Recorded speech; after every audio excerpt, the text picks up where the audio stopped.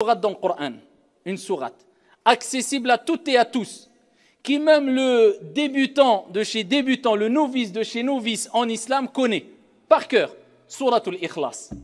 Cette sourate qui est dans le Saint-Coran et qui est composée que de quelques mots, qui est courte mais énorme auprès d'Allah subhanahu wa ta'ala. Allah dit dans le Coran, Bismillahirrahmanirrahim, Qul huwa Allahu ahad, Allahu samad. Lam yalid wa lam yulad wa lam yakul lahu kufuwan ahad. Aussi simple que ça, aussi clair et précis que cela, accessible à toutes et à tous. C'est comme si Dieu nous disait, regardez, cette sourate elle est courte, mais celui qui la récite, eh bien, va gagner tellement de choses que je veux qu'elle soit accessible pour toutes et tous. Pas besoin d'être un savant, pas besoin d'être je ne sais qui. Eh bien, sache que la récompense est énorme et tu ne peux même pas te rendre compte de la réelle rétribution que va t'apporter la récitation avec sincérité de cette sourate. Dieu veut nous faciliter à toutes et à tous. Tout le monde, tu débutes, tu n'as pas beaucoup de science, récite juste Sourate al-Ikhlas. Et attends-toi à d'énormes récompenses et d'énormes mérites. Souratul Ikhlas, pourquoi elle a été appelée ainsi? Tout simplement parce que celui qui va lire cette sourate, en la comprenant et en l'appliquant, il va purifier sa foi. Eh bien, Allah Azza wa Jal se présente en disant, c'est moi Allah. Et Allah, c'est un nom d'Allah. Allah a plusieurs noms. Al-Karim, Al-Hamid, Al-Majid.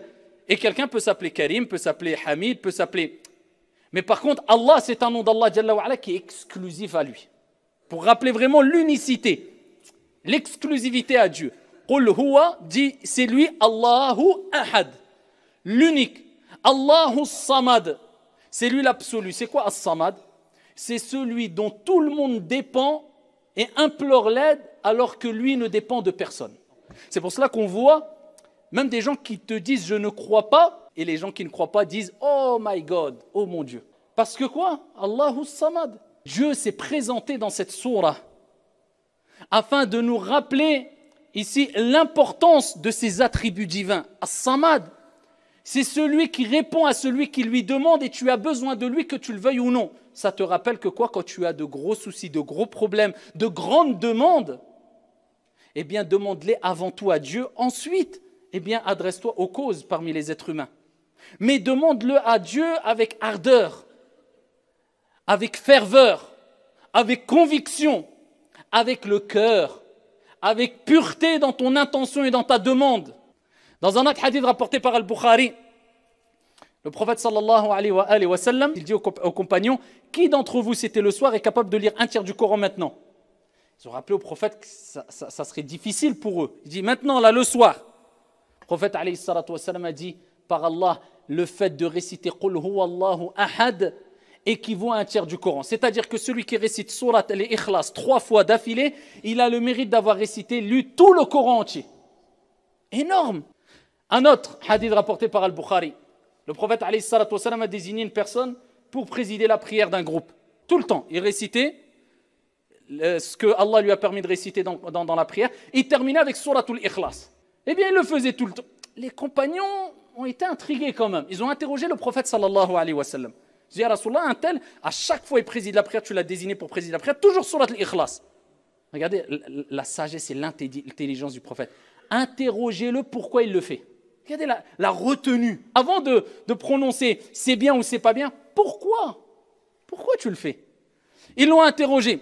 Il a dit parce qu'elle est composée des attributs d'Allah et j'aime la réciter.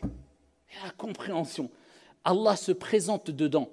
Il rappelle qui il est. J'aime la réciter. Le prophète alayhi salatu wa sallam, quand il a entendu ça, il a dit فَأَخْبِرُوهُ أَنَّ اللَّهَ يُحِبُّهُ.